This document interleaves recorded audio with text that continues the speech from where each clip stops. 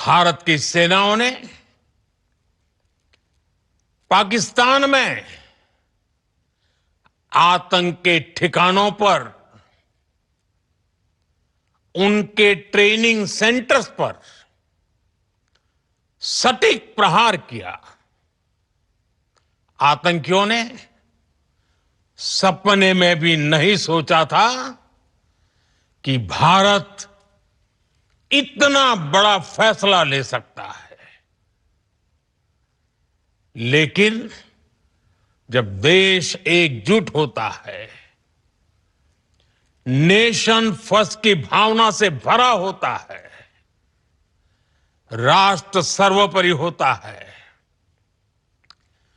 तो फौलादी फैसले लिए जाते हैं,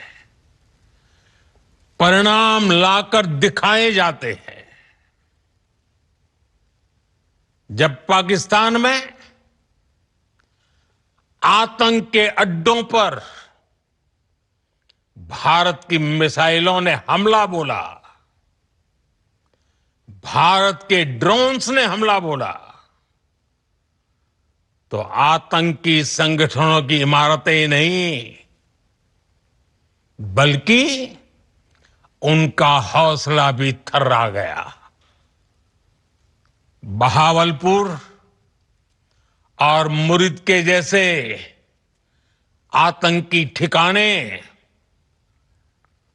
एक प्रकार से ग्लोबल टेररिज्म की यूनिवर्सिटीज रही है। दुनिया में कहीं पर भी जो बड़े आतंकी हमले हुए हैं, चाहे 9/11 हो,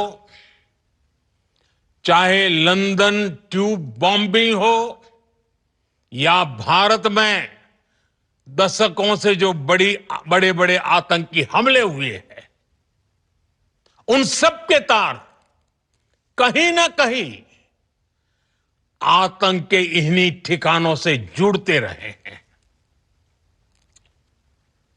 आतंकियों ने हमारी बहनों का सिंदूर उजाड़ा था, इसलिए भारत ने आतंक के ये हेडक्वार्टर्स उजाड़ दिए। भारत के इन हमलों में 100 से अधिक खूंखार आतंकवादियों को मौत के घाट उतारा गया है। आतंक के बहुत सारे आका बीते 2.5-3 दशकों से खुलेआम पाकिस्तान में घूम रहे थे, जो भारत के खिलाफ साजिशें करते थे। उन्हें भारत ने एक झटके में खत्म कर दिया। साथियों, भारत की इस कार्रवाई से पाकिस्तान घोर निराशा में गिर गया था, हताशा में गिर गया था, बौखला गया था। और इसी बौखलाहट में उसने एक और दुस्साहस किया। आतंक पर भारत की कार्रवाई का साथ देने के बजाय पाकिस्तान ने भारत पर ही हमला करना शुरू कर दिया।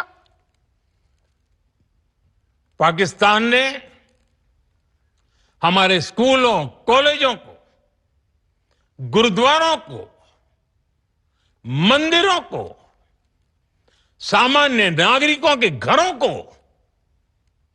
निशाना बनाया। पाकिस्तान ने हमारे सैन्य ठिकानों को निशाना बनाया। लेकिन इसमें भी पाकिस्तान खुद बेनकाब हो गया।